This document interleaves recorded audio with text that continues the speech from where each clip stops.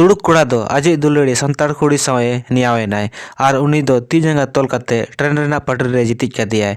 उनी तुड़ुक कोड़ा दो उन भोर कोयो रगे ताहिए तीन भोर उनी संताड़ कुड़ी ट्रेन ते बाय तेन लेनाय। नोवा खबर तुमुल ᱧᱟᱢ आकना 10 जनवरी 2024 हेलोगा प्रभात खबर पेपर खन।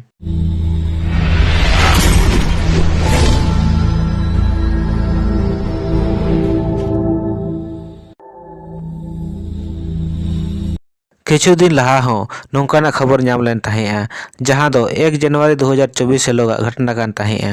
ओना घटना हो तुड़ुक कोड़ा और संतार कुड़िया दुलड़ रेना मामला गे ताहें कना और नोआ घटना हो तुड़ुक कोड़ा और संतार कुड़िया दुलड़ रेना मामला कना। और नोंकान खबर दो संतार परगना क्षेत्र खन गे हिजुग कना। दुमका जिला रिया सिकरीपाड़ा थाना क्षेत्र रे मेना लुरी पहाड़ी आतु सुर रे रेल पटरी रे 13 दिसंबर हिलो जहां अज्ञात आदिवासी तिरलहा मोड़ा को जाम ले ताहे ओना मोड़ा दो मरियम बेसरा हा कना। उनकिन दो 35 बछरिन कना किन ताहे। उनकिन संतार तिरला दो पाकुड़ जिला रिया पाकुड़िया थाना क्षेत्र रे मेना दामगी बरमासिया आतुरिन कना किन।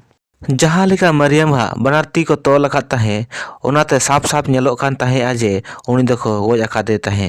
घटना पर खन गे पुलिस दो मामला को रेना छानबीन आर हत्यारे धाबी सेटेरो रेना को छुटो लेन ताहे।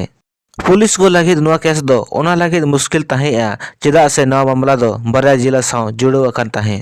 मरियम बेसरा दो पाकुड़ जिला रेनी ए ताहेआ मेनखान उनकिना मोड़ा दो पश्चिम बंगाल सीमा सुर दुमका जिला रेना लुरी पहाड़ी आतु सुर रेको ᱧᱟᱢ अकात ताहे।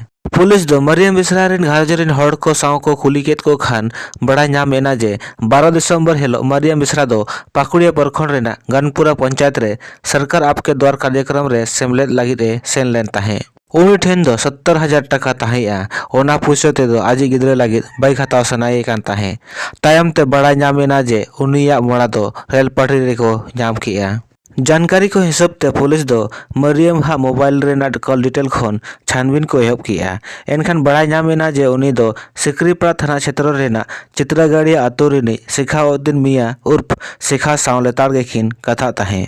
मोटामोटी 1.5 बछर धाबी बनार हर तला रे दुलड़ दुपलड़ चला कान ताहे। 12 दिसंबर हेलो हो तुड़ुक कोड़ा शेखाउद्दीन दो संतार कुड़ी मरियम दो नोडे होहो आदे ताहे आर इना पुनर बनार हर बाइक रे देज कते मसानजोर डैम दाड़ान किन चलावेना। रुवाड़ अक्तो निदे एनखान शेखाउद्दीन दो मरियम सावते आको ओड़ा सुर मिदटंग पुखरी आड़े रे इदी केदिया। उनकिन दो ओंडे दुड़ुब कते किन कथा बड़ायना बनार तला रे कथा रे अटके टोणे रकाब एनखान शेखाउद्दीन दो उनी दोय फाइट केदिया जहाते उनी दोय बेहोसिना। बेहोश परे शेखाउद्दीन दो उनिया 70,000 टाका अडक किया आर सुर रे मेना रेल पटरी रे इदी कते जितिज केदिया सावते उनिया बनारती ए तोल केदिया। किछु घाड़ी परे ट्रेन हेज एनखान मरियम दो रेल गाड़ी ते तेन एना। नोआ को बाड़ाय परे गे जे मरियम दोय गोज एना इना परे गे शेखाउद्दीन दो आको ओड़ा ए रुवाड़ एना। थाना प्रभारी इंस्पेक्टर वकार हुसैन तिकिन किन लई किया जे शेखाउद्दीन दो पेशे ते दो हासा कारोबारी ए ताहेआ आर नुई दो मरियम तेको आतु चलाव कते आर ओना सुर सुपुर करे होय कामी अकात ताहे। नोआ अक्तो गे उनकिन दोकिन चिन्ह पेना 1.5 बछर खन उनकिना दुलड़ दुपलड़ चला कान ताहे। 12 दिसंबर हेलो तुड़ुक कोड़ा शेखाउद्दीन दो उनी संताड़ कुड़ी मरियम बेसरा ᱧᱟᱯᱟᱢ लागिद ए होहो आदे ताहे जहां रे उनी दो 70,000 टाका इदी कते ए चलाव लेन ताहे। परे ते चेद कथा रे चोकी नियावेना आर योजनाबद्ध तरीका ते उनी दोय गोज केदिया। थाना प्रभारी दोय लई किया जे आरोपी तो गिरफ्तार कते जेल ले भेजा केदिया। लई दाखो जे नोआ घटना परे वारसिंग 2 दिन परे खान गे शेखाउद्दीन हा दो एक्सीडेंट हुई लेन ताहे जहां ते 70,000 खन 45,000 टाका खर्चा लेन ताहे।